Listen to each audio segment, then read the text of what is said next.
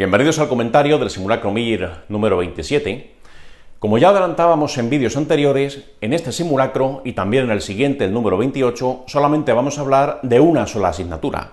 Solamente se van a comentar preguntas de epidemiología y estadística, y el motivo es el que ya dijimos, lo repito por si alguno se saltó aquellos vídeos y no escuchó sobre esto. Epi y estadística es la materia que, en general, la mayor parte de la gente lleva peor para el MIR, la que peor preparada soléis llevar por término medio. Hay algunos que se os da muy bien y no falláis prácticamente ninguna pregunta cuando las ponemos en los simulacros, pero muchos de vosotros puntuáis por debajo de lo que soléis puntuar en esta asignatura. La mayor parte de la gente cuando llega al MIR puntúa menos en Epi y estadística que en cardio, o en infecciosas, o en neumología, o en pediatría, o en cualquier otra materia que tenga más que ver con la medicina. Y es que, conceptualmente, Epi y estadística es la que más se aparta del resto de las materias que preguntan en el MIR. Por ese motivo, pues hace falta un pequeño refuerzo para mucha gente. ¿Quién tiene que ver este vídeo? Pues aquel que sea plenamente consciente de que lleva mal, incluso muy mal, la Epi y la estadística, porque vamos a ver conceptos que caen mucho en el MIR, que se repiten mucho. Vamos a darles unas cuantas vueltas para reforzar esas preguntas, y si cae algo más o menos básico, algo de lo que cae todos los años y tú habitualmente fallas en los simulacros, vamos a intentar que estas preguntas te llevan como base para que el día del examen no vuelva a sucederte ni tengas ningún accidente en una pregunta que todo el mundo va a tener bien y a lo mejor a ti, que se te da mal la Epi y la estadística, la pudieras tener mal. ¿Quién más puede ver este vídeo? ¿Para quién puede ser adecuado? Para aquella persona que a lo mejor no lo lleva ni bien ni mal, la Epi y la estadística es una asignatura más, como cualquier otra, pero piensa que hay ciertos conceptos, sobre todo conceptos más o menos básicos, que le puede venir bien un último repaso. Conceptos como el contraste de hipótesis, lo que significa P, alfa, o lo que significa beta, o qué hay que hacer con esas tablas de contingencia para calcular valores predictivos. Ese tipo de cuestiones, que nos lleve más o menos ni bien ni mal, también le puede venir bien. ¿Quién no debe ver este vídeo? Pues mira, si tú habitualmente en los simulacros o en el desglose la mayor parte de las preguntas de Epi y estadística las sueles hacer bien, no tienes problema, no pierdas el tiempo. Lo que dura este vídeo, lo que dura el siguiente vídeo, todas esas horas, utilízalas para algo que te vaya a ser más productivo, aquella asignatura que realmente lleves peor, y eso te será mucho más útil que ver algo que ya te sabes, ¿eh? Esto es una cosa que lo venimos haciendo durante los últimos años, este último repaso en 2 comentarios en vídeo, 2 simulacros, solo sobre Epi y estadística, y desde que lo hacemos el resultado medio de nuestros alumnos en el MIR en estas 2 materias, Epi y estadística, mejoró con respecto a las promociones previas que no lo habían hecho. Así que bueno, por eso lo hemos seguido manteniendo con los años. Y sin más preámbulo, nos vamos a la pregunta número 95 y vamos a empezar con un concepto muy clásico, muy típico, de los que más se preguntan en el MIR en Epi y estadística, que es el concepto de significación estadística, o P o alfa. Todo eso que tiene que ver con ese capítulo lo vamos a ver ahora. Pregunta 95, esta es muy sencilla, y después veremos otra que a lo mejor pues no lo es tanto. El mismo concepto se puede preguntar de forma fácil. P no suele ser algo muy exigente, pero hay veces que las preguntas que utilizan dan vueltas y digamos que exigen un poquito más. Vamos a empezar con la sencilla y después con la siguiente, que es un poco más complicada. Vamos a la 95, y en la 95 me dicen que estamos comparando 2 tratamientos. Son pacientes con anemia los que utilizan el fármaco A. En este estudio me sale que la cifra media de hemoglobina en este grupo es de 11,5 gramos, y la gente que ha utilizado el tratamiento B lo que tiene de media son 12,3 gramos de hemoglobina. Bien, no sigo leyendo. En sí mismo, ¿esto qué te parece? Con este fármaco de aquí tienen 11,5 gramos, con este de aquí tienen 12,3 gramos. Tú aparentemente, ¿qué concluirías si no te dan ningún dato más? Es que según este estudio parece que el tratamiento B, digamos que es más eficaz, por lo menos lo parece. El resultado de hemoglobina media en este grupo es superior a este de aquí. Pero ¿qué pregunta tendrías que hacer? Porque mucho cuidado con esto. Si yo comparo estos 2 grupos, puede ser que esta diferencia que yo me encuentro, parece que aquí hay 0,8 gramos de hemoglobina más que en el grupo A, puede ser que esa diferencia es debida a que el fármaco B es mejor que el A, eso es una posibilidad, pero también tenemos otra posibilidad. Puede ser que el azar haya querido que en este estudio en concreto, por el motivo que sea, la gente del grupo B pues tenía este resultado y los del grupo A este otro. Pero si a lo mejor repito este estudio la semana que viene o dentro de 2 meses, me encuentro una cosa totalmente diferente. Cuidado con esto. Esta diferencia aparente que yo me encuentro, este aparente mejor resultado, puede ser, a veces pasa que lo justifique el azar. ¿Cómo puedo yo estar seguro, 100% seguro, de que esto de aquí, esta diferencia que me encuentro en este estudio, no se debe al azar? ¿Alguien o algún parámetro o algún dato me puede asegurar que esto es real con una probabilidad del 100%? No, cuidado con esto. Esto nadie te lo puede garantizar. Cuidado. Esto podemos estar más o menos seguros de que esta diferencia no se debe al azar, pero nadie te lo puede garantizar. ¿Qué es lo que mide hasta qué punto esta diferencia que yo me encuentro puede ser debida al azar? El parámetro que tienes que mirar para responder a esta pregunta es P. P va a obtener algún valor entre 0 y 1. Algún valor entre 0 y 1. ¿Qué quiere decir una P de 0? P igual a 0. Cuidado, P igual a 0 querría decir que existe un 0% de probabilidad de que esto que me he encontrado aquí sea debido al azar. Eso querría decir una P de 0. Estoy totalmente seguro de que esta diferencia no es por azar. Esto es real, 100% de probabilidad. ¿Qué querría decir una P de 1? Una P de 1 sería todo lo contrario. Cuanto más grande es el valor de P, más puede haber influido el azar en la consecución de estos resultados. Eso es lo que está midiendo P. Y cuidado con una cosa. Lo ideal, para que yo pudiera afirmar que esto de aquí va a misa, que esto es una cosa que es totalmente así, aquí no cabe ningún tipo de probabilidad de error, esto es la realidad, para eso yo tendría que tener una P igual a 0. 0% de probabilidad de que esto lo explique el azar. Pero cuidado porque P nunca vale 0. No puede alcanzar ese valor. P podrá valer muy poco, podrá ser muy pequeña. Podrás encontrarte en la literatura estudios cuya P es igual a 0.0001 y tengas una probabilidad de 1 entre 10.000 de que el azar explique estas diferencias. Todo lo pequeña que tú quieras, pero nunca 0. ¿Qué es lo que pasa? Cuanto más pequeña es P, eso sí, cuanto más pequeña es P, más me puedo creer esto que veo aquí. Cuanto más pequeña es P, en otras palabras, cabe menos probabilidad de que el azar explique estas diferencias. Eso es lo que está midiendo P. Mucho cuidado, eso es lo que mide P. Después diremos qué es lo que no mide P, porque hay gente que cuando ve una P muy pequeña, una P muy significativa, saca conclusiones que son equivocadas, que son erróneas.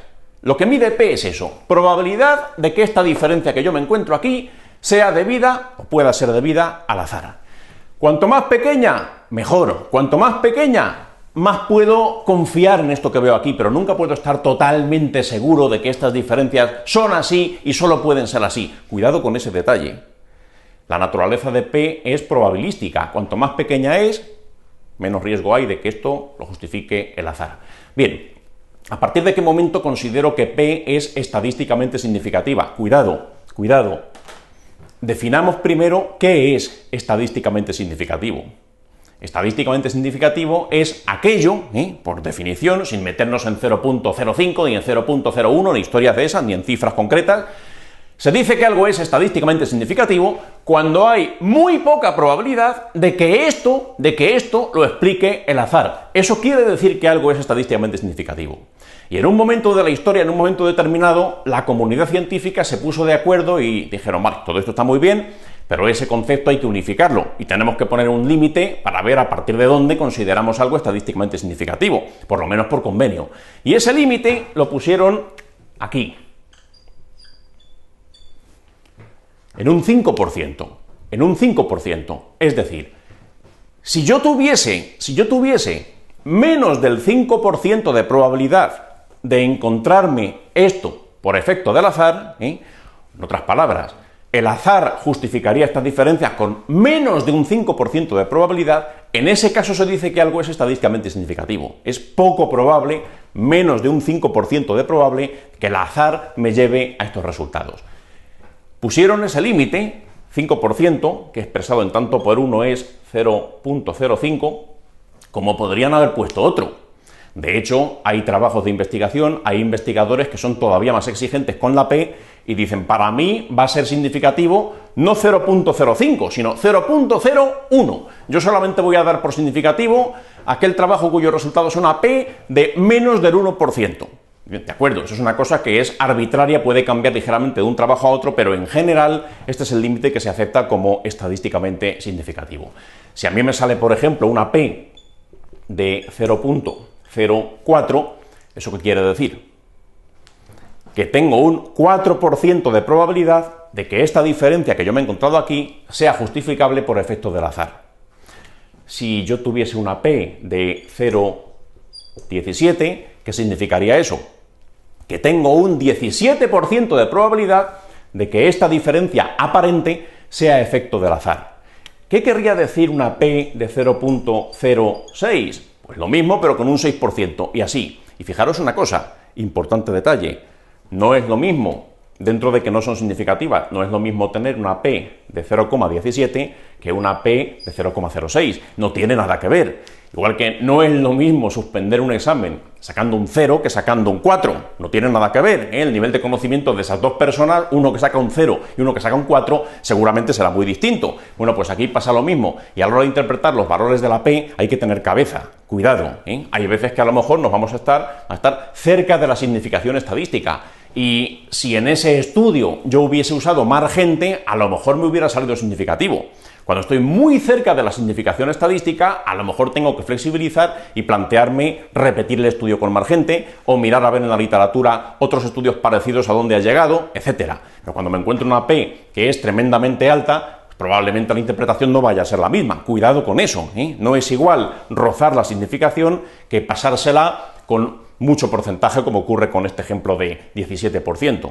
Mucho cuidado con este detalle. El límite está en 0.05, pero que es una cosa arbitraria. A mí una vez, cuando era alumno, me pusieron una pregunta que decía así.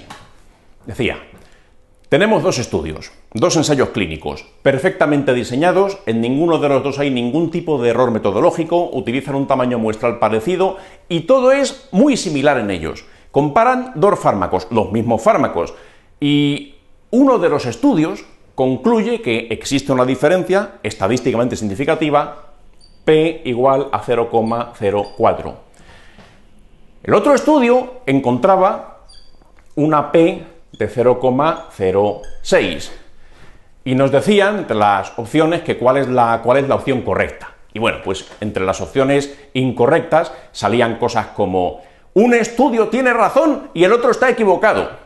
O cosas como, un estudio no tiene ningún valor científico y el otro es maravilloso. Cosas así, vamos a ver. La respuesta correcta a eso, teniendo dos estudios comparables en todo, con un resultado prácticamente igual, la respuesta correcta era, o hubiera sido, no se debe conceder en este caso gran importancia a pequeñas diferencias de la P, y lo que habría que hacer es plantear la repetición de este estudio con más tamaño muestral para salir de dudas, o mirar en la literatura a ver qué han hecho otros estudios meta-análisis. Ese era el resultado de la respuesta correcta. Lo raro hubiera sido que dos estudios parecidos, que comparan lo mismo, comparan los mismos dos fármacos, tienen un diseño que es prácticamente calcado, en uno hubiese encontrado significación estadística 0,04 y en otro hubiera salido una P de 0,37. Eso algo habría pasado seguramente en alguno de los estudios. Seguramente habría o algún sesgo o algún tipo de error, culpa nuestra a la hora de interpretar, o lo que fuese.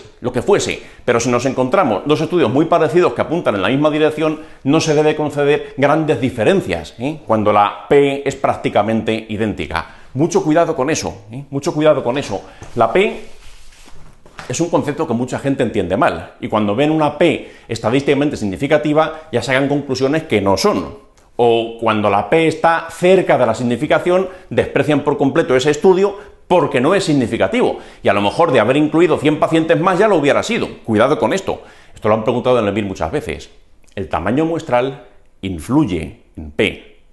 Cuanto más grande sea mi ensayo clínico, cuanto más gente incluya mi ensayo clínico, es más probable que yo alcance la significación. Cuidado con ese detalle. P, o error tipo 1, o error tipo alfa, como también se llama, no deja de ser un error aleatorio, como después veremos. Los errores aleatorios son influenciables por el tamaño muestral. Cuanto más grande es mi muestra, es menos probable que yo cometa errores de este tipo. Cuanto más grande es mi muestra, es más probable que yo me encuentre la significación en caso de que la haya. Cuidado con ese detalle. Bueno, pues vamos a ver aquí lo que pasa en este estudio. Fármaco A, fármaco B, aquí vemos los resultados. Nos dicen que hacen un contraste de hipótesis y efectivamente pues nos sale un resultado estadísticamente significativo. Dicen que la P es menor de 0,05 o menor del 5% si lo expresamos en tanto por ciento.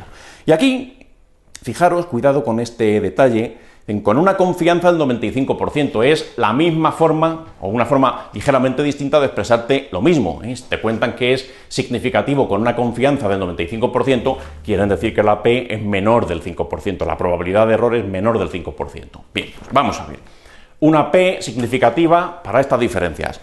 Hay que interpretarlo correctamente. Vamos a ver por qué se equivocan las tres opciones que se equivocan y cuál es la verdadera. Esta pregunta es introductoria. Dice la 1. Los pacientes tratados con el fármaco B tienen cifras de hemoglobina mayores que los tratados con el fármaco A. Pues tú esto lo ves aquí y efectivamente en este trabajo, en este estudio concreto, la gente que ha usado este fármaco pues tiene valores de hemoglobina mayores que los del grupo A, ¿de acuerdo? Pero eso no es lo que significa P.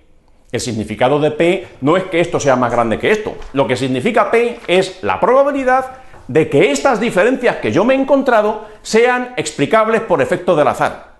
No significa que esto sea mayor que esto. Eso ya lo veo yo. Ya sé que 12,3 es mayor que 11,5. Eso todos lo sabemos. Pero no es el significado de P. P significa la probabilidad de encontrarme con estas diferencias en caso de que no sean reales, de que sean justificables por azar. Después, opción número 3. La interpretación de este resultado depende del tamaño muestral. Mucho cuidado con esto. Mucho cuidado con esto. Antes hemos dicho, hace menos de 2 minutos hemos dicho, que el tamaño muestral influye en P, lo cual es cierto. Pero mucho cuidado con lo que dice la opción número 3. La opción número 3 no te está diciendo eso. La 3 dice que interpretar este resultado, el resultado que tú has obtenido en este estudio, una P significativa, dice que depende del tamaño muestral. No, cuidado. Si yo alcanzo la significación, si yo tengo una P significativa, en ese momento ya me da igual cuál era el tamaño muestral. No importa, si yo tengo una P significativa, no importa lo probable o improbable que fuese llegar a este resultado a priori antes de realizar el estudio. Si yo alcanzo esa significación, ya me quedo con ella, ya me da igual el tamaño muestral. ¿Cuándo es muy importante el tamaño muestral? El tamaño muestral hubiera sido muy importante si me sale una P no significativa. Cuidado con esto. Si me sale una P no significativa, pueden pasar dos cosas. Puede ser que no sea significativa, pues porque realmente estas diferencias pues no son tales, lo que hay aquí pues es un efecto del azar y estas diferencias no existen en la realidad y por eso puede ser que una P me salga no significativa. Pero hay otro motivo por el cual una P me puede salir no significativa. Y es que un estudio tenga poca gente. Si un estudio tiene poca gente, a pesar de que haya diferencias reales entre esos dos fármacos, si hay poca gente, es factible que este estudio no llegue a la significación estadística. Cuanto menos gente tiene el estudio, mayor es el riesgo de equivocarme en ese sentido, mayor va a ser el valor de P. Entonces, mucho cuidado. ¿Cuándo le doy gran importancia al tamaño muestral? Cuando P no es significativa, porque un pequeño tamaño muestral puede hacer que no lo sea, pero aquí es al revés, aquí ya me ha salido significativo. Si me ha salido significativo, ya me da igual el tamaño muestral, ahí no importa. Si tú alcanzas la significación, ya no importa lo probable o improbable que fuese llegar a ella. Si con un pequeño tamaño muestral ya me sale significativo, lo lógico, lo normal es que esas diferencias pues sea muy poco probable la influencia del azar. Pero si con poca gente ya soy capaz de encontrármelo, pues imagínate lo que será en realidad. Cuidado con ese detalle. Si la P no es significativa, dale mucha importancia a N. Si la P ya te sale significativa, olvídate de N, ya has alcanzado la significación. Eso lo han preguntado muchas veces y es un motivo frecuente de fallo. Mucha gente sabe que N importa a la hora de ver los valores pues, del alfa o del beta o de estos parámetros, por supuesto que importa, pero este es el sentido en el que importa. Cuanto mayor sea N, es más probable que yo alcance la significación. Y por el contrario, cuanto menor sea n, es menos probable que la alcance. Luego me tengo que preocupar cuando no la alcanzo. Cuando P no sea significativa, ahí es cuando realmente me importa valorar cuánto ha sido el tamaño muestral. Pero si es significativa, como en este caso, ya has llegado a la significación, ya has llegado a tu objetivo, digamos, por ese motivo aquí ya no me importa tanto n. Mucho cuidado con ese detalle. Otra cosa que también hay que ver, lo que dice la opción número 4, dice: la diferencia encontrada entre ambos grupos parece estar provocada por azar. Todo lo contrario. ¿Qué te han dicho aquí? P es menor de 0,05. Luego tengo menos del 5% de probabilidad de que estas diferencias que yo he visto sean justificables por azar. Luego entonces la 4 es todo lo contrario. Lo raro sería que yo viese esto si está siendo justificado por el azar, porque tengo una P muy pequeña. Tengo menos del 5% de probabilidad de que esto que me he encontrado lo explique el azar. Es la que me queda, la buena, sería la 2, que dice justo lo contrario que la 4. Dice la 2, la diferencia observada en este estudio es improbable que se justifique solo por azar. Improbable, menos del 5% de probabilidad, porque me ha salido estadísticamente significativo. No tiene más. Esta es una pregunta sencilla, Le hemos dedicado más o menos una buena cantidad de tiempo para dejar muy claro lo que es P. Y ahora vamos a ver un par de cosas sobre lo que no es P. Hay dos cosas que tienes que tener muy claras sobre lo que no es P. Vamos a ver. Ya hemos dicho lo que mide. Probabilidad de encontrarme con esto cuando el azar lo está justificando. Eso es lo que quiere decir P. Cuidado. ¿Qué no es P? Trampas típicas en el MIR. Hay un par de cosas que tienes que recordar. P no mide la magnitud de la diferencia. Es decir, que la P sea muy pequeña, no quiere decir que la diferencia entre estos dos fármacos sea muy grande. No quiere decir eso. Lo que quiere decir una P muy pequeña es la probabilidad de que ocurra lo que hemos dicho antes, de que por error yo alcance este resultado. Pero cuidado, hay veces que las diferencias son muy pequeñas, por ejemplo aquí pues no son grandes diferencias, entre 11,5 y 12,3 no hay una diferencia tremenda, y sin embargo la P me sale significativa. Que la P, cuidado, que la P fuese más significativa, en lugar de ser 0.05 me saliese 0.0001. Y 7 ceros si quieres, me da igual cuántos ceros ponga. Que la P fuese muy pequeña, no quiere decir que las diferencias entre los fármacos sean más grandes. Simplemente quiere decir que las que son, en este caso no son muy grandes, puedo estar muy seguro de ellas. Eso es lo que quiere decir P.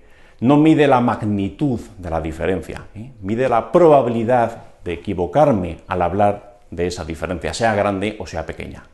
Otra cosa, P tampoco mide la importancia del resultado. Y cuidado con esto. Hay veces que en los ensayos clínicos, en los estudios epidemiológicos de diferente índole, aparecen P's muy pequeñas, pero realmente tienen muy poca trascendencia real. Pongamos un ejemplo. Esto se llama relevancia clínica, y en el MIR le han dado muchas vueltas a esta idea. Fijaros, vamos a ver una pregunta que apareció pues, hace ya mucho tiempo, es una pregunta del desglose, pero es suficientemente antigua para que ya no la conozcáis porque es del año 2001-2002. Preguntaban, fijaros, aquí podéis verla, podéis parar si queréis el vídeo, enfrentaros a ella y a ver cuál es la respuesta correcta. Esto es de la época antigua del MIR con 5 opciones. Nos dicen que hay dos grupos. Un grupo está tomando un fármaco experimental, más calcio, más vitamina D. El otro grupo está tomando placebo, más calcio, más vitamina D. Y nos dicen que de estas respuestas que salen aquí, de estos resultados que arroja el estudio, ¿cuál sería la más importante? ¿Cuál sería la más relevante? Cuidado con esto. Fijaros las opciones. Dice la 1. Cambios en la densidad mineral ósea a nivel del cuello del fémur, con una P de 0.001. Más pequeña imposible, Una P de 0,001, tengo una probabilidad de 1 entre 1000 de que ese resultado que yo he visto pues no sea el que es, no sea real o no lo hubiese alcanzado, porque es muy poco probable llegar a esa conclusión con una P tan pequeña. Bueno, vale, impresionante la 1. 2. Menos deformidades radiológicas con una P de 0,005. No es tan pequeña como la P de la opción número 1, pero no está mal, también es muy pequeña. Bien. Después, la 3. Densidad mineral ósea en la columna diferente con una P de 0,0001. Esta es la P más pequeña de todas. Después, en la 4, menor fracturas, aparición de menos fracturas en un determinado plazo de tiempo, con una P de 0,039. Es significativa también, 3,9%, es menor de 0,05, pero fijaros que desde el punto de vista de la significación estadística es la que menos me aporta, es la menos significativa, dentro de que todas lo son. Y la 5, eliminar menos hidroxiprolina urinaria, con una P de 0,002. Quien entiende mal el concepto de la P, lo que suele responder es la que ponga la P más pequeña, es la más importante, y eso no siempre es así. Cuando te pregunten por el concepto de relevancia clínica, cuál es el resultado más importante de estos que veo aquí, no te fijes tanto en la P. Lo que tienes que fijarte aquí es qué es lo que consigues. ¿Por qué le das a este paciente ese fármaco? En el día a día, ¿tú qué le dirías a un paciente con problemas de osteoporosis, etcétera, cuando le pones este fármaco?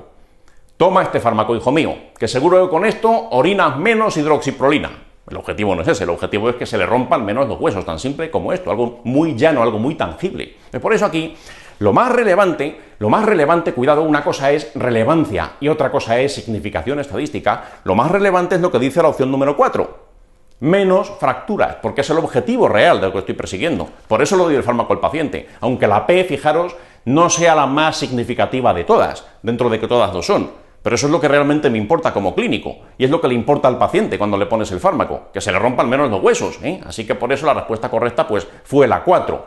Una cosa es la relevancia clínica y otra cosa es la significación estadística, son cosas completamente diferentes. Esto tenedlo muy presente, que una P sea muy pequeña, muy pequeña, muy pequeña, no convierte ese resultado en importante. Hay más cosas que tienes que tener en cuenta. Cosas que a lo mejor son muy significativas, pero carecen de importancia real, como ocurría en este estudio. Bien, pues nada más con respecto a esta pregunta.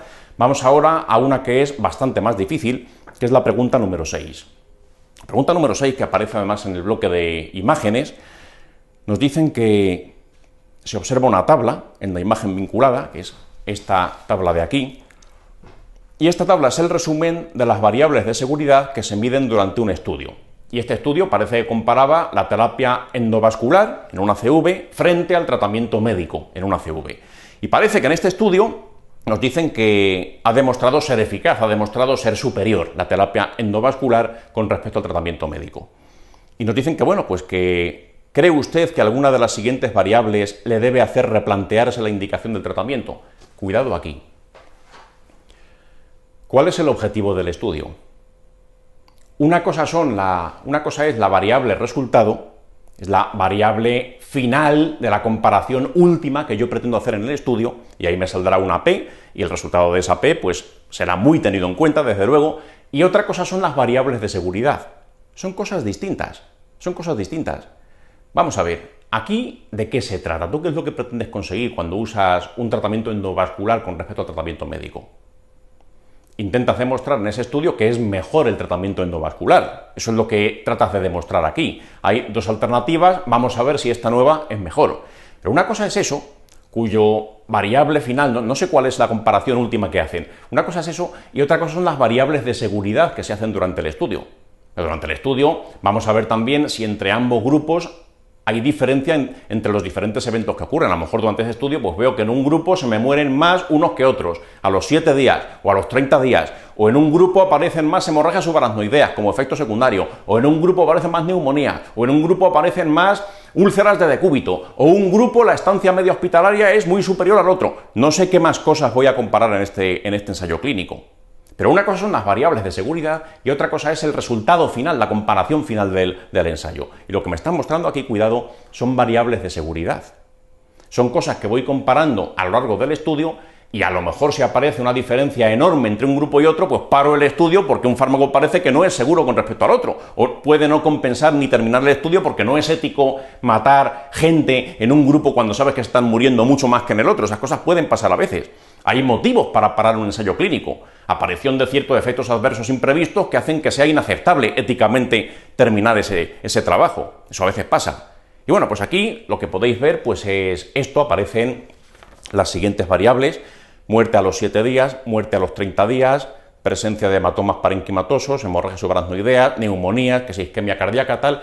Y dentro de estas variables, fijaros que hay unas crucecitas al lado de algunas de ellas que son las que han salido estadísticamente significativas. Es decir, parece que es poco probable que el azar explique la aparición de estas cosas, la diferencia de aparición de estas cosas entre un grupo y otro. Eso es lo que nos quiere decir que sean estadísticamente significativas, pero cuidado que estas no son las variables finales del estudio. La variable final del estudio no me la dicen. No sé cuál ha sido el parámetro final que ha permitido llegar a la conclusión, pero sí que me dicen la conclusión del estudio. La conclusión del estudio es que el tratamiento endovascular es superior, es más eficaz, es mejor que el tratamiento convencional. Y aquí lo que nos dicen es, con respecto a estas variables, que son variables de seguridad, ¿esto qué significa? Nos dicen, ¿cuál es la... ¿Cree usted que alguna de las siguientes variables le debe hacer replantearse la indicación del tratamiento? Vamos a ver opción por opción. Dice la 1. No observo ninguna variable que considere importante para detener la utilización de las técnicas endovasculares. ¿Qué os parece esto? Tú ves esta tabla, ves el grupo que sigue el tratamiento nuevo, el tratamiento endovascular, ves algo que te escandalice, ves algo que te alarme. Parece que en cuanto a la muerte a los 7 días, pues no veo grandes diferencias, estadísticamente tampoco lo son, significativas. Parece que la muerte a los 30 días sí que hay diferencias estadísticamente significativas, pero fijaros que son favorables al grupo experimental, favorable al grupo que está recibiendo tratamiento endovascular. Parece que se mueren significativamente más los que están en el tratamiento médico. Desde momento no veo motivos para pararlo. Después, la número 3. Hematomas parenquimatosos. Pues se ven más hematomas parenquimatosos en el grupo del tratamiento médico. Y esta variable sí que ha sido significativa. Después, hemorragias subaracnoideas. Eso me sale más frecuente, es la primera comparación en la que sale perjudicado el grupo de tratamiento endovascular. Vale, piensa una cosa, tú ves esto de aquí, ¿te parece motivo suficiente para detener el trabajo? ¿Detengo el estudio o desaconsejo de forma tajante el tratamiento endovascular? Tienes que ver las cosas en un contexto. No todo depende de una P, tienes que ver las cosas en un contexto. Aquí, de hecho, fijaros, ni me ha salido significativa la diferencia en cuanto a hemorragias subaracnoideas, pero aunque me hubiese salido, tú piensas que me hubiese salido estadísticamente significativa, ¿pararías el estudio por esto? ¿Prohibirías el tratamiento endovascular por esto? Las P's tienen su importancia, pero hay que interpretarlas en un contexto, en una situación concreta, y aquí lo que veo es que, bueno, pues la hemorragia subaracnoidea a lo mejor es más frecuente en un grupo que en otro, pero fíjate las cosas que ocurren con los otros efectos adversos, con los otros problemas que estamos midiendo, son todos más frecuentes en el grupo contrario. ¿O dejarías de usar el tratamiento endovascular por esto? Ni aunque fuese significativo, dejaría de usarlo, porque sale ganando en todo lo demás, parece que incluso es más seguro que el otro. Fijaros también en las otras que están comparando, que son las neumonías. Veo más neumonías en el grupo del tratamiento médico. El isquemia miocárdica, veo más, aunque no es significativo, en el grupo del tratamiento médico. Entonces aquí, evidentemente, no hay motivos para parar el estudio, ni desaconsejar el tratamiento experimental, ni nada de eso. Por eso aquí la opción número 1 pues sería correcta. No veo ninguna variable que considere importante para detener el uso de esa técnica. Vamos a ver el resto de las opciones. Dice la número 2. La presencia de manera significativa de distinta hemorragia subaracnoidea en el grupo de tratamiento frente al control es de vital importancia y debes detener inmediatamente la práctica de esta técnica por elevado riesgo. Ya hemos dicho que no ha salido significativa, o esa diferencia que estamos viendo aquí de hemorragia subaracnoidea muy bien podría estar justificada por el azar, porque no ha salido estadísticamente significativa, pero incluso saliendo significativa, a lo mejor es más importante la presencia de muerte en un grupo que de hemorragia subaracnoidea en el otro grupo. No lo sé, todo eso tendrá una valoración contextual, insisto, es muy importante esto. Aquí, vamos a ver, piensa... A lo mejor no lo tienes claro, nunca te han hecho una pregunta con este formato sobre la valoración de variables de seguridad durante un ensayo clínico. Pero piensa una cosa, en cardiología hay dos alternativas principales para recanalizar una arteria coronaria que está obstruida durante un síndrome coronario agudo con elevación del ST.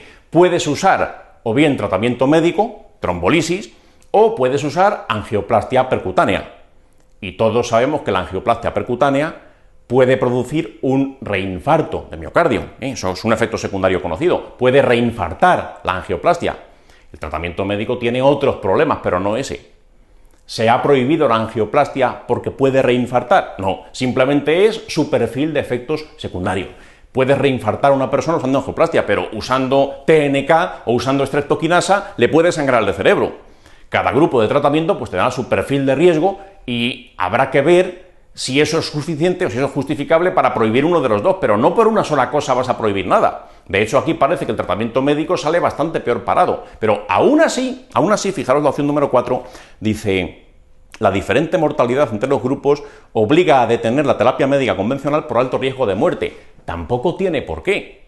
Vamos a ver, esto son variables de seguridad, hemos dicho. Todo esto se valora en un contexto. A lo mejor resulta que hay pacientes que luego después, cuando acaba este estudio clínico, este ensayo, que es el mundo ideal, con un grupo de gente muy concreta, grupo A, grupo B, etcétera, puede resultar que en la práctica hay gente que no es candidata a que use terapias endovasculares, o a lo mejor en cierto centro no tenemos disponibles terapias endovasculares y por eso el tratamiento médico pues va a seguir siendo utilizado en ciertos pacientes. Cuidado con estas cosas, que al final las P's las carga el diablo. Las P's, cuando las interpretas de forma incorrecta, tiendes a darles demasiado valor y a lo mejor no siempre lo tienen. Fijaros la opción número 3, que es la última que nos queda por comentar, dice: la distinta presencia de neumonía se puede asociar al uso de intubación en el grupo de intervención. Este es uno de los pocos casos donde el puede nos engaña. Puede parecer correcta porque pone puede, porque es laxa, pero mucho cuidado. ¿Tú qué estás viendo aquí en esta tabla? Lo que estoy viendo en esta tabla es que, fijaros, la gente del tratamiento médico tiene o ha tenido 37 neumonías frente a las 25 del otro grupo, es decir, hay más neumonías en el tratamiento médico. Ha sido estadísticamente significativa esa diferencia y entonces la intubación, en este caso, ¿tú crees que ha justificado esta diferencia que estoy viendo? Aquí nos dicen en la opción número 3 que la intubación aumenta el riesgo de neumonía. Pues a lo mejor fuera de este estudio es así. Y todos lo sabemos, que estar intubado aumenta el riesgo de contraer ciertos tipos de neumonía, sobre todo nosocomiales, pero en este trabajo, los resultados que yo veo aquí, y son los que me tengo que ceñir a la hora de responder, la gente que has presumiblemente intubado, la gente que está con el tratamiento experimental, tienen menos neumonías que los del tratamiento médico. Luego, entonces, lo que dice la opción número 3 sería al revés. En este trabajo parece que justo los que intubas son los que menos neumonías hacen. Habrá que explicarse después por qué. A lo mejor resulta que el tratamiento es más eficaz, reperfunde antes y por ese motivo neurológicamente pues hay mejor coordinación a nivel de la musculatura deglutoria y se aspiran menos. No sé cuál va a ser el motivo, eso ya se discutirá en un segundo tiempo. Pero con estos datos yo lo que estoy viendo es que la gente intubada, la gente del procedimiento, digamos el endovascular, son los que salen mejor parados. Luego entonces la opción número 3 pues sería mentira, sería al revés. Hay que tener mucho cuidado a la hora de interpretar una P. Hay que ceñirse a lo que significa la P, probabilidad de encontrarme una diferencia aparente que sea debida al azar, eso es lo que quiere decir la P, y no concluir cosas que no quiere decir, no darle más importancia de lo que tiene, no mide diferencias entre grupos, no quiere decir que el resultado que tú estás viendo sea muy importante clínicamente, como veíamos en la pregunta que salió en el MIR. Mucho cuidado con esto. Bueno, por mi parte, poco más vamos a comentar en este simulacro sobre el parámetro P, sobre el parámetro alfa o error tipo 1. El siguiente vídeo, en el simulacro 28, profundizaremos más en el error beta y compararemos alfa con beta y cosas que han salido en el MIR que pueden ser bastante liosas, pero de momento nos quedamos aquí. Así que bueno, dejamos la pregunta número 6 y pasamos a la siguiente, que es la 92.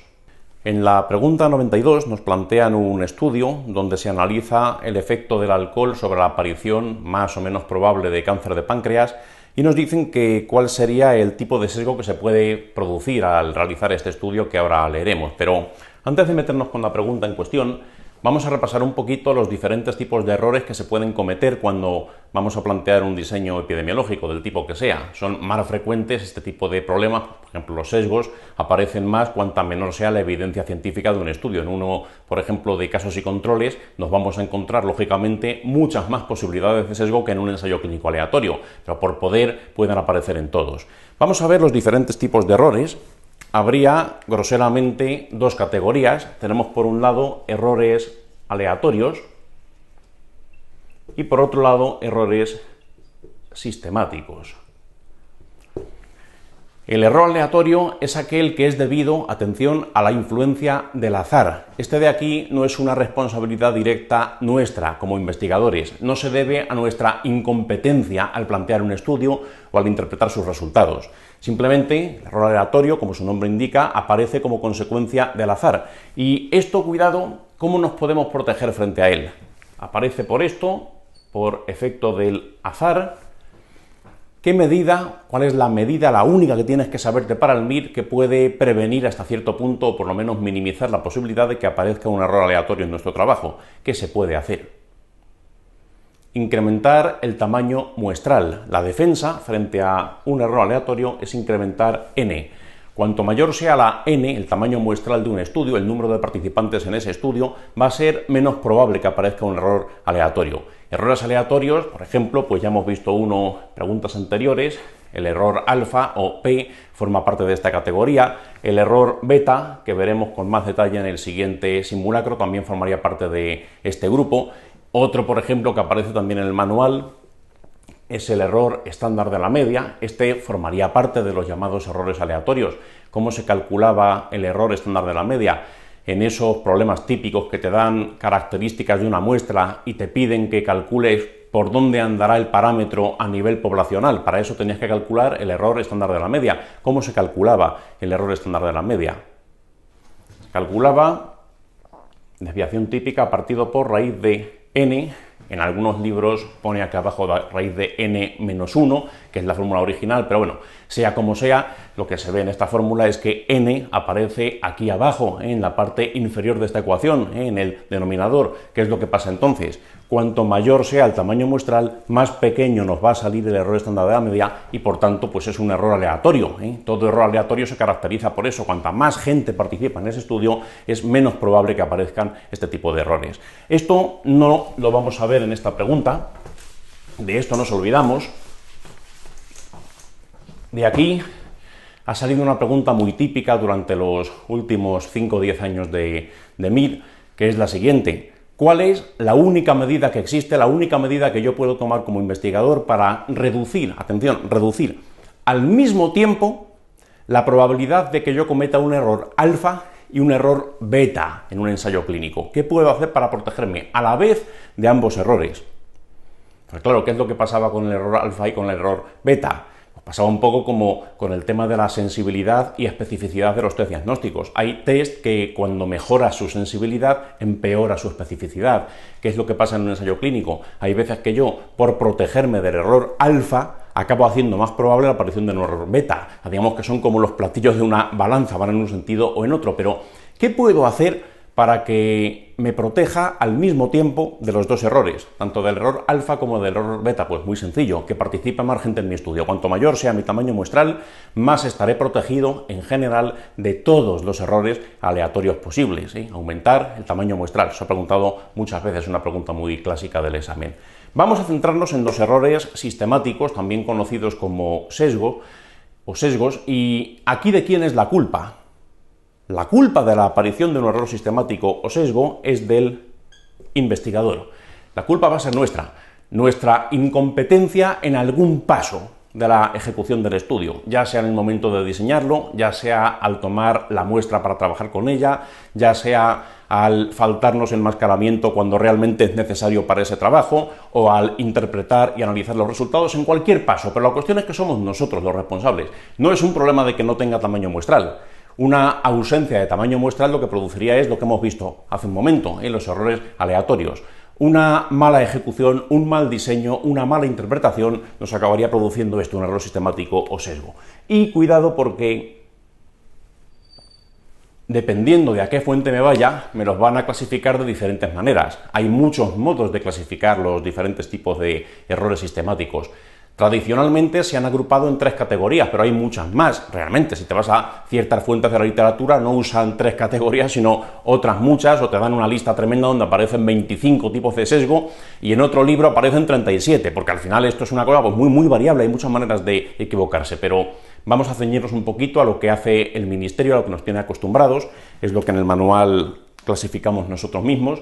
Y habría 3 grandes categorías de errores sistemáticos. Por un lado tenemos los sesgos de selección, ¿Qué es un sesgo de selección? El problema estaría en el momento de tomar la muestra para trabajar. Sesgo de selección, una mala selección de la muestra, una selección inadecuada de la muestra. Después veremos un ejemplo. ¿Qué más tenemos? Hay otras dos categorías que hay que recordar. El sesgo de información o sesgo de clasificación, como llaman algunos, y por último el sesgo, o mejor conocido como factor de confusión,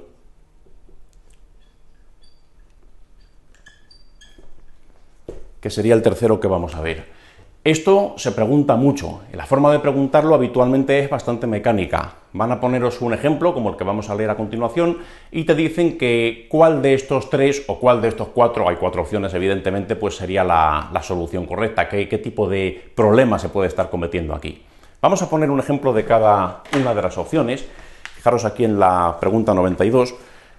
Lo que nos dicen es que planteamos un estudio para valorar el efecto, o el posible efecto, de consumir alcohol sobre el cáncer de páncreas. Si por tomar más alcohol hay más cáncer de páncreas. Ese es el objetivo del trabajo.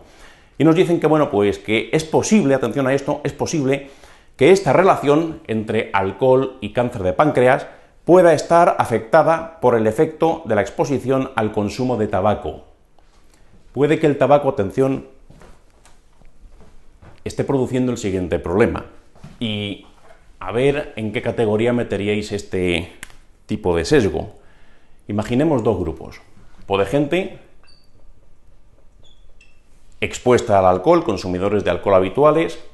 Grupo de gente no expuesta al alcohol. Con el paso del tiempo, los seguimos y vemos qué incidencia aparece en este grupo durante este tiempo de cáncer de páncreas, y en este otro grupo lo mismo, incidencia en no expuestos de cáncer de páncreas. Bien, pues este diseño que estamos viendo, gente que bebe, gente que no bebe, lo sigo en el tiempo, número de casos nuevos, esto no es ni más ni menos que un estudio de cohortes. Bien, ¿qué es lo que nos plantean aquí? Nos dicen que el consumo de tabaco pudiera estar influyendo. ¿Qué es lo que te quieren decir con esto? Te están pintando la siguiente posibilidad. No lo explican muy bien, tienes que estar muy acostumbrado a cómo preguntan estas cosas para darte cuenta de por dónde van los tiros. Lo que te están planteando es lo siguiente. Imagínate, esta gente que bebe alcohol, esta gente que no bebe alcohol, lo sigo en el tiempo como decimos, imagínate que el factor tabaco, que no estoy considerando en el estudio, fijaros, me están diciendo, estoy ignorando el tabaco para este estudio, no me estoy fijando en él. Imagínate que este tabaco esté influyendo. Imagínate que este tabaco, en otras palabras, se reparta de forma desigual. Podría estar pasando lo siguiente, podría estar pasando que la gente que bebe más alcohol, o la gente que consume alcohol, aquí haya más fumadores que en el grupo que no consume alcohol.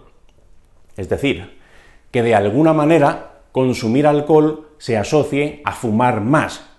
Y si a su vez ese tabaco puede producir cánceres de páncreas, o el tabaco se asocia a la aparición de cánceres de páncreas, ¿qué es lo que puede falsear el estudio? Pues el propio tabaco, la presencia del tabaco. Al final, ¿qué pasa? Si termina el estudio y me encuentro que aquí en este grupo, la gente que consume alcohol, aquí hay más cánceres de páncreas, no sé si este número excesivo de cánceres de páncreas, estos cánceres de páncreas que aquí veo y aquí no veo, no sé realmente si es porque beben alcohol y estos no, o es porque estos fuman más que estos.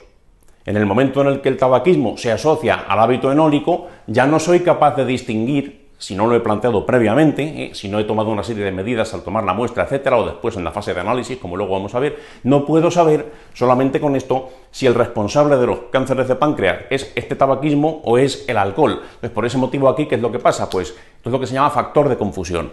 Aparece una variable que yo no había previsto, que yo no había pensado en ella, que a su vez se asocia, en este caso, a beber alcohol y a producir más número de cánceres de páncreas, con lo cual me está alterando los resultados del estudio.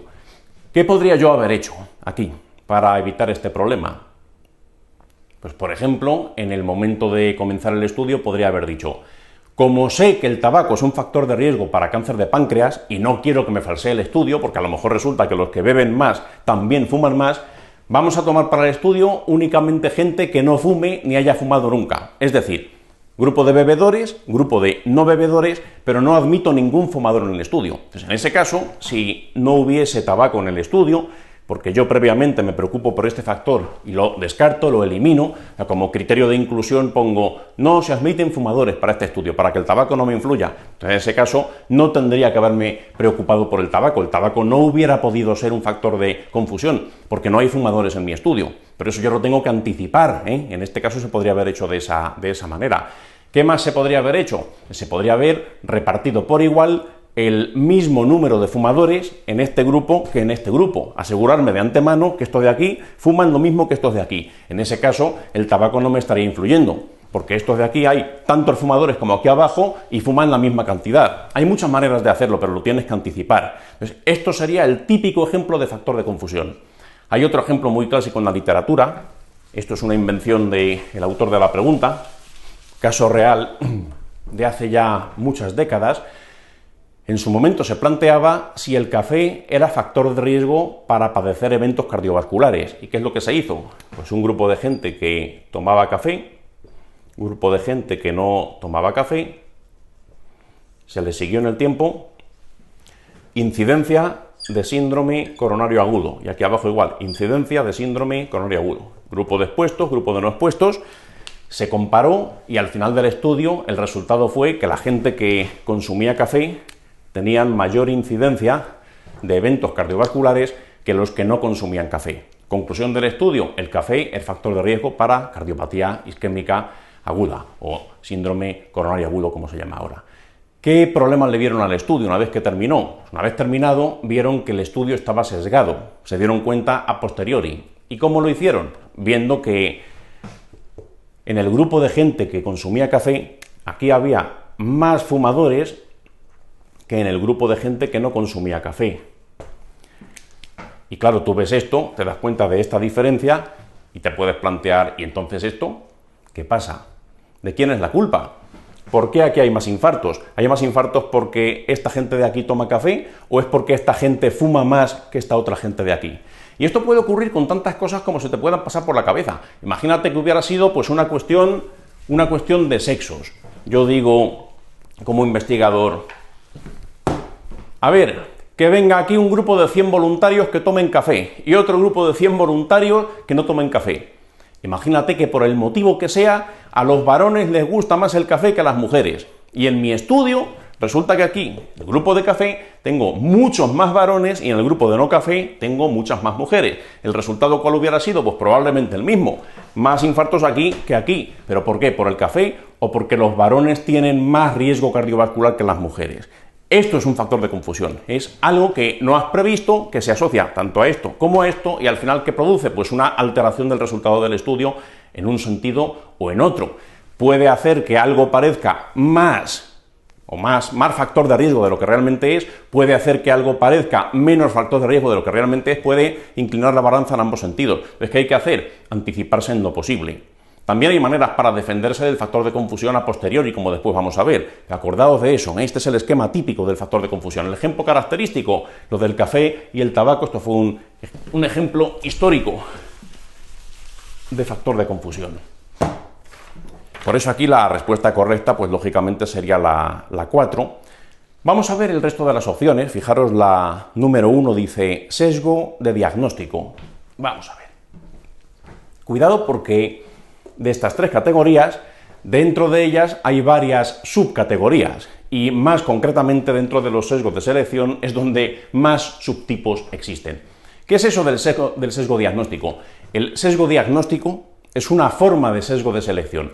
¿Cuándo tengo que sospechar sesgo diagnóstico? Y atención a esto porque esto ha caído en el MIT en varias ocasiones. Es muy sencillo.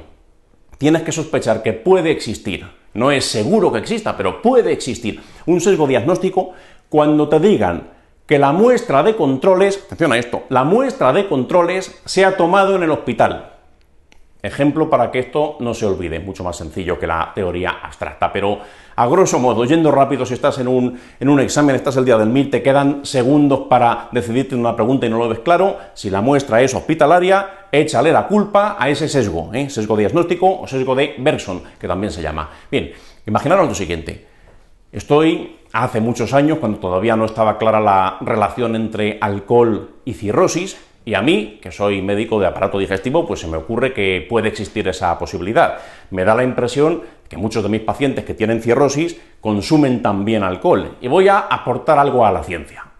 Vamos a buscar un diseño, vamos a plantear un trabajo donde intentemos establecer si existe tal relación entre beber más alcohol y padecer más cirrosis hepática. Entonces, ¿cómo puedo hacer eso? Muy sencillo. Ya tengo mi muestra, tengo gente que tiene cirrosis, están diagnosticados, yo les pregunto cuánto alcohol han bebido, si beben alcohol y en qué cantidad. Y lo que necesito, eso sí, es comparar con gente que no tenga cirrosis, gente no cirrótica, y preguntarles también por el pasado, cuánto alcohol han consumido durante su vida. Bien, esto es una forma de plantearlo. Los estudios de casos y controles tienen la desventaja de que hay muchos posibles sesgos, tienen la ventaja de que terminan muy rápido. Entonces los resultados están en 2 tardes, una cuestión muy sencilla, pasar un cuestionario y ya está, y analizar lo que el cuestionario nos revele. ¿Cuál es el problema aquí? Yo tengo gente con cirrosis, trabajo en una planta de aparato digestivo, no me falta gente para ese grupo, pero sin embargo me falta gente sin cirrosis para trabajar. ¿Qué se me ocurre? Lo más ortodoxo, lo más académico sería ir a la calle y elegir, por ejemplo, 100 personas que pasen por la calle que no tengan cirrosis y preguntarles como representantes de todo el resto del mundo, todo el resto de gente que no tiene cirrosis, todo el resto de la comunidad en la que vivo, cuánto alcohol consumen, para tener una aproximación de cuánto bebe el ciudadano medio comparado con cuánto bebe el cirrótico medio, y yo comparo. Pero estoy en el hospital, paso dentro mucho tiempo, tengo muchas guardias, no tengo tiempo libre, y entonces se me ocurre lo siguiente para acabar antes. Me voy a ir a una planta del hospital donde no tenga nada que ver con la mía, que no tenga nada que ver ni con el hígado, ni con la cirrosis, ni con digestivo, ni con ninguna historia de estas. Entonces se me ocurre ir a traumatología, que me llevo bien con mi compañero de trauma y le digo, oye, traumatólogo, mira, voy a hacer un estudio y voy a ver si el alcohol se relaciona con padecer cirrosis o no. Entonces él me pregunta qué es cirrosis, yo le explico qué es cirrosis, que nadie se ofenda, él me tendría que explicar muchas cosas a mí, qué es un fijador externo, qué es un fijador interno, qué es una fractura de cadera, cada uno al final, según pasan los años, os vais a dar cuenta, salvo los que os dediquéis a campos más amplios de la medicina, cómo los conocimientos que tienes globales se van haciendo cada vez más pequeños, y esto es una pena, pero es así. El día que más sabes medicina, por lo menos a nivel teórico, en tu vida, es el día que te examinas del MIR. Lástima que después, 3 meses más tarde, cuando entras en el hospital, gran parte de esa medicina, ya lo veréis, aunque ahora os parezca increíble, se os habrá olvidado. Luego se va cambiando unas cosas por otras, al final pues es una cuestión de adaptarse. Bien, pues le explico a mi amigo lo que voy a hacer, me dice, lo que tú quieras, aquí tengo muchos pacientes ingresados, toma tantos como necesites, ninguno tiene cirrosis, o por lo menos diagnosticados no están, así que nada, trabaja con ellos. Y en esa planta de traumatología tomo 100 personas, les pregunto cuánto beben, etcétera, y después saco mis conclusiones. Bien, ¿qué puede ocurrir aquí en este trabajo? Aparentemente está bien, es correcto. Lo que estoy haciendo en esencia es comparar cirróticos, cuánto beben, con no cirróticos, cuánto beben. Pero ¿de dónde viene mi muestra? Atención. Este es el espíritu del sesgo de Bergson, del sesgo de selección que estamos viendo aquí, sesgo diagnóstico se llama más propiamente. Mucho cuidado, porque quien está en el hospital está por algún motivo. Quien está ingresado en un hospital, aunque sea en una planta de traumatología que aparentemente no tiene nada que ver con tu planta de digestivo y con la cirrosis, muy probablemente la gente que esté ingresada en esa planta no va a ser representativa de la gente que está fuera del hospital. Puede haber alguna diferencia, mayor o menor, que los haga diferentes. ¿Y qué puede ocurrir en este caso concreto? Yo me estoy preguntando por cuánto bebe la gente. Los cirróticos, les pregunto cuánto beben. Los no cirróticos, en este caso sección de traumatología de mi hospital, les pregunto cuánto beben. Puede que el estudio me engañe. Puede que el estudio me falsee la realidad. ¿Por qué? Porque la gente que está ingresada en traumatología, a lo mejor pudiera ocurrir, no digo que ocurra seguro, pero pudiera ocurrir que esa gente que está ingresada en trauma, ¿por qué están muchos de ellos? Algunos serán viejecitos que se han roto la cadera el otro día. Pero otros pueden ser personas que han tenido un accidente de tráfico y han tenido múltiples fracturas. ¿Y qué factor de riesgo conocemos todos para padecer accidentes de tráfico? Puede ser que parte de esa gente que está en la planta de traumatología esté ingresada por algún motivo que se relacione con el alcohol. Porque mucha gente de la que está ingresada allí son polifracturados que proceden de carretera. Y un factor de riesgo para tener eso, ¿qué es? Beber alcohol más allá de lo que se debe. Entonces, ¿qué puede pasar en este estudio? Que aparentemente trauma y digestivo no tenían nada que ver y parecía, por lo menos sobre el papel desde el principio, sin planteárselo mucho, que esto me iba a servir, pues al final no me sirve. Porque la gente que he tomado como controles no son representativos de el común de los mortales, de la gente que no está en el hospital, porque la gente que ingresa en trauma, hay más gente que bebe de lo que hay fuera del hospital, porque si no, no estarían en trauma, por lo menos los que proceden de accidentes de tráfico, que a su vez se asocia al beber. Entonces, por ese motivo aquí, ¿qué puede pasar? Pues la gente con cirrosis beberán lo que ellos beban, no sabemos cuánto, pero esta gente sin cirrosis puede ser que beban, por lo menos en mi estudio, más de lo que bebe la gente de fuera. ¿Por qué? Porque están dentro, y si están dentro puede ser por ese motivo. No digo que lo sea seguro, a lo mejor esta asociación que estoy haciendo es muy retorcida, y luego después esto no me sesga el estudio, ni ninguna diferencia entre lo que beben estos y lo que bebe la gente de la calle, la gente que no está ingresada. Pero como eso no lo sé, y como es imposible anticiparse a todas las posibles diferencias y sutilezas que nos podemos encontrar en la gente que está ingresada en trauma, elijo gente que sean controles normales, controles no hospitalarios. Mucho cuidado con eso, así me evito todos estos problemas. Es mucho mejor elegir un control no hospitalario que un control intrahospitalario, porque si es un control intrahospitalario puede no ser representativo de todo el resto del mundo, de lo que ocurre fuera del hospital. Sesgo diagnóstico, acordado. Elijo una muestra hospitalaria. ¿Qué sesgo puede ocurrir? Sesgo diagnóstico. Tal cual, ese es el resumen de todos estos últimos 3-4 minutos. Bien, pues nada más con respecto a la opción número 1. Eso sería un sesgo de selección. ¿El problema dónde está? En el momento de elegir la muestra. Estoy eligiendo una muestra que potencialmente no es representativa o puede no serlo del resto de la gente. Bien, después, opciones 2 y 3. Dice la 2, sesgo de realización. Mucho cuidado con esta pregunta. Esta pregunta procede del examen MIR del 2013-2014. Y si la hemos elegido, a pesar de ser una pregunta de desglose, es por algo. El Ministerio utiliza un lenguaje, normalmente utiliza este de aquí, sesgo de selección, sesgo de información, factores de confusión. Pero en este caso, fijaros cómo en la opción número 2 lo llamó sesgo de realización. Cuidado, estrictamente los sesgos de realización son aquellos que ocurren después de la fase de reclutamiento de los pacientes, es decir, después de la fase de selección de los pacientes. Y muchas veces se utiliza como sinónimo, eso de sesgo de, como dice la opción número 2, de realización, se utiliza como sinónimo de sesgo de información. Sesgo de información. A eso se refieren aquí al decir sesgo de realización. ¿Qué es un sesgo de información? Pues atención a esto. Se entiende mucho mejor con un ejemplo. Sesgo de información. Soy médico neurólogo. Y se me ocurre hacer pues, un diseño, un ensayo clínico donde voy a comparar pacientes que tienen migraña, dos grupos de migrañosos. A unos de ellos les voy a poner placebo, porque hasta este momento de la historia no existe ningún tipo de prevención para las crisis de migraña, y al otro grupo les voy a dar un fármaco experimental, que acaba de diseñar un laboratorio y que probablemente funcione. Entonces, les digo, os voy a dividir en dos grupos, y a cada uno le va a tocar una alternativa. La mitad de vosotros les voy a dar placebo, que es un tratamiento que no tiene ningún tipo de... nada, una pastilla vacía. O como mucho os pongo dentro un excipiente para que os sepa dulce. Bien, al otro grupo os voy a dar un fármaco experimental que parece prometedor, parece que, por lo menos en estudios preclínicos, ha dado cierto resultado, hay esperanzas y a lo mejor pues funciona. Es lo único que hay hasta ahora. Por eso, para ser ético, acordaos, la consideración ética en los ensayos clínicos, también me han preguntado muchas veces, ¿se puede utilizar placebo cuando existe una alternativa terapéutica válida, ya asentada en la práctica clínica? Pues no, usar placebo solamente es ético cuando no hay alternativa. Por eso te decía, estoy en una época de la historia en la que no hay alternativa al placebo. Pues bien, unos os doy placebo, que es la rama que ha tenido mala suerte, y los otros os doy un fármaco que a lo mejor funciona y que parece que tenemos esperanza. Bien, ¿qué es lo que pasa en este estudio? ¿Cuál es el problema? ¿Por qué se llama sesgo de información? Se llama sesgo de información porque la información que yo les estoy dando, el dato que el paciente conoce sobre lo que toma, puede alterar los resultados. Hay gente que va a tomar placebo, hay gente que va a tomar el fármaco experimental, y cuando pasen 6 meses yo les voy a preguntar qué tal de tu migraña, cómo ha ido la cosa. ¿Qué puede suceder? Muy sencillo.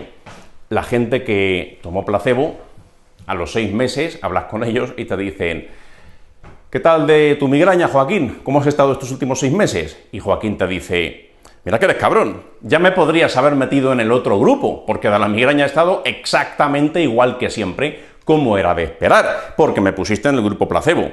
Las próximas navidades no te voy a traer bombones, no te voy a hacer ningún regalo.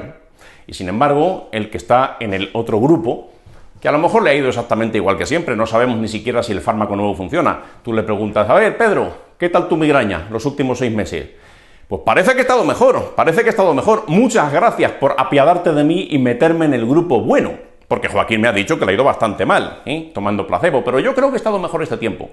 Fíjate cómo el conocimiento de lo que está tomando cada uno pues, modifica la percepción de su enfermedad, modifica cómo el paciente evalúa cómo ha estado estos últimos 6 meses. Hay una subjetividad en la evaluación del dolor, como es el caso de la migraña, o en la evaluación de la frecuencia de estas crisis. A lo mejor yo digo, pues estoy tomando el fármaco bueno, este dolor de cabeza que se me va a ir en 5 minutos. Y simplemente la convicción de que se me vaya en 5 minutos, pues no pienso mucho en él y parece que se me quita antes, y sin embargo el otro, claro, como me está dando placebo, como me está torturando porque le caigo mal, y mira que llevo en su consulta 10 años, pero le caigo mal, por eso me duele la cabeza. Por este señor que es un desgraciado y es un médico con poca ética. Eso es lo que pasa. Al final, ¿qué pasa? Pues saben lo que toman, y como saben lo que toman, y el parámetro que estoy evaluando es bastante subjetivo, puede ser que me artefacte los resultados. Tener una información que no tendrías por qué tener puede cambiar las cosas. Y no solamente el paciente. Al paciente yo le podría haber dicho: oye, mira, fuera. Esto hubiera sido metodológicamente más correcto. Os voy a dar 2 cosas. Un comprimido A o un comprimido B. Uno de ellos es placebo, pero en ningún momento vais a saber quién toma cada cosa, ¿no? Eso es una información que no disponéis. Puede ser que yo sí disponga de ella. ¿Qué puede pasar? A lo mejor el paciente no lo sabe, y es lo que se llama pues el simple ciego. Ya estoy usando enmascaramiento, simple ciego. El paciente no lo sabe, pero todo lo que viene después del paciente sí lo sabe. Yo, como médico que recoge los datos, formo parte del estudio, yo como investigador, si yo sé lo que el paciente toma, eso me puede influenciar a la hora de recoger los datos e interpretarlos. ¿Qué puede pasar? ¿Qué tal, Joaquín? ¿Cómo has estado? Pues creo que he estado más o menos igual que siempre. Bueno, pues más o menos igual que siempre. Pero imagínate que me hubiese dicho: parece que he estado un poquito mejor de lo habitual, y yo sé que Joaquín toma placebo. ¿Qué pongo en la ficha donde recojo los datos? Fijaos la ambigüedad. Parece que he estado un poquito mejor que habitualmente. Yo sé que tomo placebo, he estado igual que siempre. Ya está, eso es lo que hago. Hombre, si él me hubiese dicho: he estado sorprendentemente mejor, pues yo diría que esa mejoría es consecuencia de la fe que tiene Joaquín en mí. Pero, bueno, ha dicho claramente que está mejor. Le pongo que está mejor. Pero si me dice unas medias tintas, me dice: parece que en algún momento he estado un poquito mejor, tal, como yo sé que toma placebo, al recoger los datos soy humano. Lo que me está contando y cómo me lo está contando me puede influenciar, y sobre todo me puede influenciar el hecho de que sé que toma placebo. ¿Pues qué pasa? Pues lo recojo como que he estado igual que siempre, porque realmente he estado igual que siempre. Él dice que puede haber estado un poquito mejor en algún momento, pero no me lo dice claramente, pues ya está, le quito valor. Pero sin embargo el otro, Pedro, me dice: bueno, pues parece que he estado un poquito mejor que habitualmente, y yo sé que toma el fármaco de verdad. Toma el fármaco experimental, en el cual tengo fe, porque tengo información sobre él y parece que promete. ¿Qué voy a poner en la ficha? Si Pedro me dice exactamente la misma frase: parece que he estado un poquito mejor. Pedro ha estado mejor. Saber lo que toman me influencia a la hora de recoger los datos, sobre todo cuando es un parámetro tan subjetivo como qué tal has estado de un dolor, que solo él sabe cuánto le afecta y cómo es de intenso. Eso es lo que sucede. ¿Qué puedo hacer contra esto? Pues doble ciego. Que ellos no sepan lo que toman, ni yo tampoco sé lo que doy. A y B se llaman también para mí las 2 alternativas. ¿Habría algún grado más? Triple ciego. El que después analiza los resultados, el analista tampoco sabe lo que está haciendo hasta el final del todo. El analista lo llama A y B. Y cuando ya termina el estudio y la conclusión de su estudio es que B es significativamente mejor que A, solo entonces abre un sobre donde pone qué es A y qué es B. El enmascaramiento solamente se rompería al final del todo, si ya es un triple ciego, que eso es lo máximo posible. En algunos libros incluso hablan de un cuádruple ciego. Esto en el MIR no lo han preguntado tal cual, pero lo menciono por si acaso. No en todos los libros aparece esto. Cuádruple ciego sería cuando no lo sabe ni el paciente, ni el investigador que recoge los datos, ni el analista que analiza los resultados. Hasta ahí es triple ciego. Pero además, todo este proceso es ajeno al promotor del ensayo clínico. El promotor del ensayo clínico suele ser un laboratorio farmacéutico, el que diseña ese tratamiento. Bueno, pues el promotor no tiene ninguna información de lo que está pasando en ninguna fase de nada. Hasta que termina todo y ya hay un resultado, entonces es cuando se le entrega. Ni siquiera sabe ni cuántos pacientes estoy incluyendo, ni quién participa, quién no participa, ni quién analiza, porque lo hace un centro externo al laboratorio. Eso sería la máxima escala posible de ciego, el cuádruple ciego que llaman en algunos textos. Pero bueno, más universalmente aceptado ahí, simple, doble y triple ciego, y eso defiende de los sesgos de información. Fijaros aquí, borramos esto, en la opción número 3, sesgo por efecto de vigilancia. Bien, pues vamos a ver, sesgo por efecto de vigilancia o sesgo del observador tiene varios nombres. ¿En qué consiste? ¿Qué tipo de sesgo es ese? Ocurren las siguientes circunstancias. Vamos a imaginar que yo tengo una sospecha como investigador, y mi sospecha es que jugar a determinados videojuegos, no voy a decir cuáles, pero ciertos videojuegos, me da la impresión de que puede producir a largo plazo tumores cerebrales. ¿Por qué? No lo sé, pero es una sospecha que he visto, he encontrado algún caso en mi consulta y quiero hacer este estudio, vamos a ver qué ocurre. ¿Qué hago entonces? Recluto gente, gente que no está expuesta a ese videojuego maldito que yo creo que puedo producir neoplasias cerebrales. Esos les digo que vivan normalmente, que sigan con su vida y dentro de 5 años que se pasen por mi consulta. Bien, también tengo gente que sí juega a ese videojuego tumoral, cancerígeno, expuestos, y les digo que sigan jugando tranquilamente porque van a participar en un estudio donde yo voy a intentar demostrar que jugar a ese videojuego puede producir algún tipo de tumores cerebrales, porque yo lo sospecho y he visto ya algún caso y me imagino que es por el videojuego. ¿Qué pasa entonces? ¿Tú crees que esa información que tienen los pacientes participantes en el estudio va a ser algo irrelevante? La gente que no juega, pues va a seguir sin jugar. Y cuando pasen 5 años o 10 años o el tiempo que dure el estudio, pues tendrán más tumores o tendrán menos, pero la conducta de estos pues no va a cambiar. Ellos no juegan, no están expuestos a potencial factor de riesgo, seguirán como siempre. Pero estos de aquí puede ser que modifiquen su comportamiento. Puede ser que el hecho de que saben para qué están en el estudio, porque yo les he dicho que a lo mejor ese videojuego puede producir un tumor cerebral a largo plazo, puede ser que empiecen a jugar menos. Ellos saben que les estoy observando para un estudio que a lo mejor tiene ciertas consecuencias para su salud. Puede ser que se acuerden de mí o de mis palabras cada vez que empiezan una partidita. Puede ser que empiecen a exponerse menos al factor de riesgo. Puede ser que incluso estos de aquí dejen de jugar. Cuando pasan 5 años o cuando pasan 10 años, el número de tumores cerebrales pues esté artefactado. Si realmente esto era factor de riesgo para tumor cerebral y abandonan este hábito, pues esta rama de aquí me está engañando. Esta rama de aquí, al tener esa información, se están comportando de manera diferente. Y eso pues me puede artefactar el estudio. Se saben observados, no se comportan igual. Tienen una información que no deberían tener y que está alterando la ejecución de mi estudio. ¿Esto qué sería? Esto sería un tipo de sesgo de información, una clasificación incorrecta diferencial, más estrictamente. Hay autores que los clasifican en clasificación incorrecta diferencial, clasificación incorrecta no diferencial. Clasificación incorrecta diferencial es cuando hay una medición alterada, una medición anómala, una medición incorrecta de uno de los dos grupos. El otro no hay problema aquí, ellos siguen haciendo lo que hacían, pero estos de aquí, dada esa información de la que disponen, empiezan a comportarse de forma diferente y la medición del fenómeno pues se va a ver artefactada. Hay muchas formas de llamarlo, pero al final la esencia de este tipo de sesgos, ¿cuál es? Hay una información que la tiene o bien el paciente, o bien el que recoge los datos, o bien incluso a veces hasta el que analiza los datos, que está alterando la interpretación del estudio. Bien, pues esto sería el resumen de este tipo de sesgos. Normalmente las preguntas que aparecen en el MIR son bastante mecánicas, son bastante iguales, y vamos a ver un poquito cómo podemos defendernos de ellos. Hay una cosa que les gusta mucho preguntar, que es qué medidas existen para defendernos, para protegernos de los factores de confusión. Y esto pues es sencillo. Si utilizas esta regla mnemotécnica, la palabra marea, esto te recuerda cuál es exactamente el nombre de los procedimientos que hay para intentar corregir o anticiparte los factores de confusión. Atención a esto. M es multivariante, A es aleatorización, R es restricción. Atención a esto, E es análisis estratificado.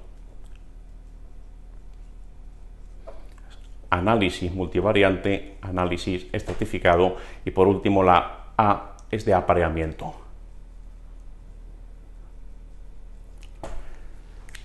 Ojo que esto también cae. Vamos a ver uno por uno. Análisis multivariante, igual que análisis estratificado. Fijaros, son análisis. Un análisis es algo que ocurre al final del estudio, al final del todo. Analizar los resultados, evidentemente, es posterior a todo lo demás. Conclusión de esta historia. ¿Cuál es el único, pregunta de mí tal cual, literal, único tipo de sesgo que todavía se puede corregir, todavía se puede solucionar una vez terminado el estudio? Factor de confusión, factor de confusión. El análisis multivariante y el análisis estratificado me permiten, hasta cierto punto, neutralizar factores de confusión. No siempre lo voy a conseguir, pero en muchos casos sí, es el único tipo de sesgo corregible a posteriori. ¿Qué es eso del análisis estratificado? Por ejemplo, recordemos antes el factor de confusión del café y la cardiopatía isquémica. Había más fumadores en el grupo de los que consumían café, y eso es lo que falseaba los resultados. Un análisis estratificado podría consistir en que una vez que acaba todo, una vez que termina el estudio, para que no me altere esa diferente presencia de tabaquismo en ambos grupos, que no me altere los resultados, lo que podría hacer es, dentro de la gente que sí toma café, comparo los que fuman mucho con los que fuman mucho del otro grupo que no toma café. Los que fuman poco con los que fuman poco, y los que no fuman con los que no fuman. De esa manera podrías neutralizar dentro de un orden la presencia o la diferente presencia del factor tabaco en ambos grupos, analizando de forma estratificada una vez que termina el estudio. Muchos con mucho, poco con poco, nada con nada. De esa forma se puede corregir hasta cierto punto. Otra forma de hacerlo, el análisis multivariante. ¿Qué hace el análisis multivariante? Eso, el procedimiento es muy complicado matemáticamente, pero ¿en qué consiste en esencia? Tú le metes una serie de variables que tú piensas que pudieran tener que ver, pudieran influir en el resultado final del estudio. Pues variable tabaco. Si eso está distribuido de forma desigual, pues me va a alterar los resultados, evidentemente, si unos fuman más que otros. Variable sexo. Si hay más varones que mujeres en un grupo que en otro, pues yo sé que ser varón es el factor de riesgo para cardiopatía isquémica. Factor dislipemia, factor diabetes, los factores que te dé la gana. Bueno, pues todo eso se lo dices al programa estadístico y él te hace un análisis multivariante donde cruza de una manera muy complicada todas esas posibles variables y te dice cuál de estas posibles variables se puede estar comportando como un factor de confusión en este estudio. Te lo dice a posteriori, haciendo una serie de cruces numéricos que no hay Dios que entienda, pero bueno, que sepáis que es así, estas dos cosas. Análisis, acordaos, análisis después del estudio es el único tipo de sesgo corregible a posteriori. Resto de los procedimientos que vienen aquí. Aleatorización, eso es al principio de todo. La asignación aleatoria a un grupo o a otro. ¿Eso qué es lo que hace? Pues tiende a equilibrar la balanza, tiende a hacer que los factores de confusión posibles, potenciales, se repartan por igual en ambos grupos. Restricción, ¿qué es restricción? Es lo que hemos hecho antes. Vamos a repetir el estudio con la condición de que no entre nadie que fume. Criterio de inclusión, no se admiten fumadores en mi estudio, de tal manera que al no fumar nadie en mi estudio, pues evidentemente el tabaco no está presente en ningún grupo y por tanto pues no me sesga el resultado final. Eso es restricción, jugar con los criterios de inclusión para homogeneizar en lo posible un grupo y otro, o hacerlo solamente pues con un solo sexo.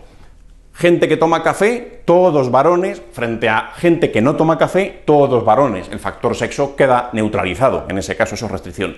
Y por último, el apareamiento, por lo menos apareamiento desde el punto de vista estadístico, ¿En qué consiste? Repartir por igual un factor, el que sea, o varios factores de un grupo a otro de la siguiente manera. Gente que toma café, gente que no toma café. Bien, viene un paciente nuevo al grupo de café y este paciente es un varón y fuma.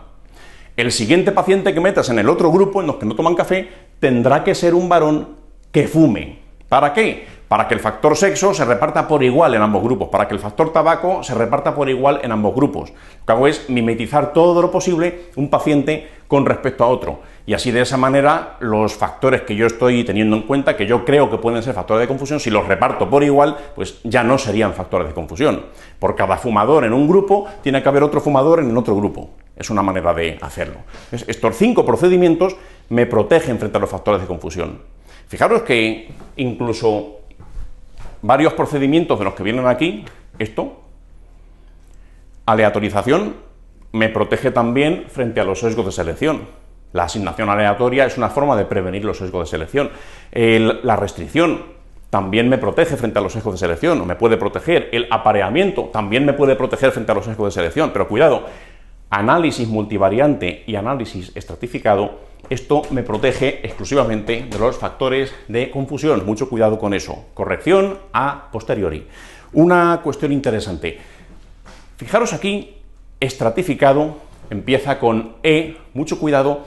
Hubo una convocatoria, el Ministerio sabe perfectamente que esta regla mnemotécnica Marea es muy conocida, sabe con qué libros estudian las academias, saben cómo dan las clases las academias. Una vez intentaron estafar a la gente de la siguiente forma. ¿Cuál de estos 4 procedimientos o cuál de estos 5 procedimientos, no me acuerdo si el MIR tenía en ese momento 4 o 5 opciones, no protege frente a los factores de confusión? Calcaron 5, formando la palabra marea, tal cual, y en lugar de estratificado o análisis estratificado, aquí pusieron enmascaramiento. Cuidado, el enmascaramiento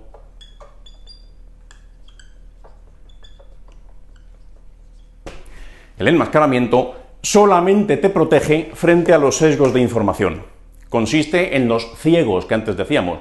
Enmascaro un determinado detalle, un dato, lo que sea, para que el paciente pues, no se comporte distinto o no juzgue distinto, lo que decíamos antes del ejemplo de la migraña, vaya. Bien, pues esto para factores de confusión, el enmascaramiento para los sesgos de información, y los de selección, como decíamos, comparte algunos con los de confusión, pero otros no.